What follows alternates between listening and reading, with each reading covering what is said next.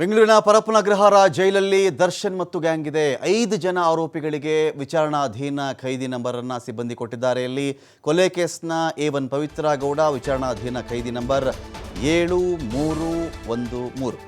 ಎರಡನೇ ಆರೋಪಿ ದರ್ಶನ್ A2 ವಿಚಾರಣಾಧೀನ ಖೈದಿ number 7314. Pradosh 7317, Nagaraj 7315 ಹಾಗೂ ಲಕ್ಷ್ಮಣ್ 7316. ಈ ನಂಬರನ್ನು ಪರಪ್ಪನಗ್ರಹಾರ ಜೈಲು ಅಧಿಕಾರಿಗಳು ಈ A1, A2 ಮತ್ತು ಇತರ ಆರೋಪಿಗಳಿಗೆ ಇಲ್ಲಿ ಕೊಟ್ಟಿದ್ದಾರೆ. ಸದ್ಯ ಕ್ವಾರಂಟೈನ್ ಸೆಲ್ನಲ್ಲಿ ಈ ಕೊಲೆ ಆರೋಪಿಗಳು ಇದ್ದಾರೆ. ದರ್ಶನ್ ಇರೋದಿಲ್ಲಿ ಕ್ವಾರಂಟೈನ್ ಸೆಲ್ನಲ್ಲಿ ದರ್ಶನ್ ಇರೋದು. ಪ್ರದೋಷ್, ಲಕ್ಷ್ಮಣ್, ನಾಗರಾಜ್ ಇದ್ದಾರೆ, ಅವರು ಕೂಡ ಕ್ವಾರಂಟೈನ್ ಸೆಲ್ಲಲ್ಲೇ ಇರ್ತಾರೆ. ಜೈಲಿನ ಮಹಿಳಾ ಬ್ಯಾರಕ್ನಲ್ಲಿ A1 ಪವಿತ್ರ ಗೌಡ ಇದ್ದಾರೆ.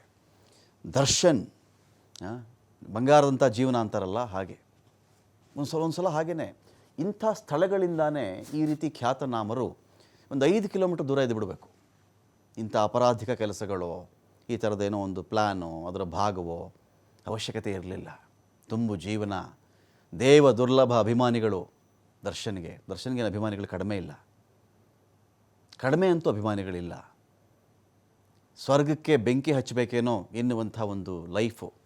ಸ್ವರ್ಗ ಅಲ್ಲೇನು ಬೇಕಾಗಿದೆ, ನನಗೆ ಇಲ್ಲೇ ಇದೆ ಸ್ವರ್ಗ, ಇಲ್ಲೇ ಕ್ರಿಯೇಟ್ ಮಾಡ್ಕೊಂಡಿದ್ದೀನಿ ನಾನು, ನನ್ನ ಶ್ರಮದ ಮೇಲೆ, ನನ್ನ ಬೆವರಿನ ಮೇಲೆ ನಾನೇ ಕಟ್ಟಿರುವಂಥ ಸ್ವರ್ಗ ಇದು ಅಂತ ಹೇಳಿಕೊಳ್ಳಬಹುದಾದಂತಹ ತುಂಬು ಜೀವನ ದರ್ಶನ್ದು. ಒಳ್ಳೆಯ ಎತ್ತರ, ಬಲಾಢ್ಯವಾಗಿರತಕ್ಕಂಥ ಮೈಕಟ್ಟು, ಕನ್ನಡಕ್ಕೆ 6 ಅಡಿ ಮೇಲಿನ ಆಜಾನುಬಾಹು ಹೀರೋ ದರ್ಶನ್. ಆಜಾನುಬಾಹು ಹೀರೋ. ಹಿಟ್ ಮೂವಿಗಳು, ಒಂದೊಂದು ದರ್ಶನ್ ಒಂದು ಡೈಲಾಗು, ಕೋಟ್ಯಾಂತರ ಶಿಳ್ಳೆ ಚಪ್ಪಾಳೆಗಳು ಎಲ್ಲವೂ ಇತ್ತು. ಮನೆ ಇದೆ, ಫಾರಿನ್ ಕಾರುಗಳಿವೆ, ಒಳ್ಳೆ ಜೀವನ ಇದೆ. ಇದರ ಮಧ್ಯದಲ್ಲಿ ಅನಪೇಕ್ಷಿತವಾಗಿರತಕ್ಕಂಥ ಒಂದು ಅಪರಾಧಿಕ ಕೃತ್ಯದಲ್ಲಿ ಆರೋಪಿಯಾಗಿ ಹೆಸರು ಬಂದುಬಿಟ್ಟಿದೆ.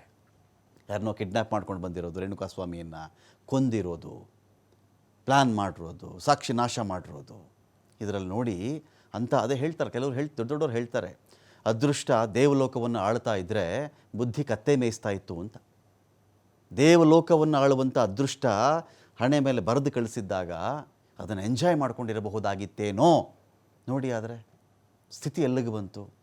ಕೆಳ ಹಂತದ ಕೋರ್ಟ್ಗಳಲ್ಲಿ ಬೇಲ್ ಸಿಕ್ಕಲಿಲ್ಲ, ಆವಾಗೊಂದು 3-4 ತಿಂಗಳು ಇದ್ದಿದ್ದಾಯಿತು.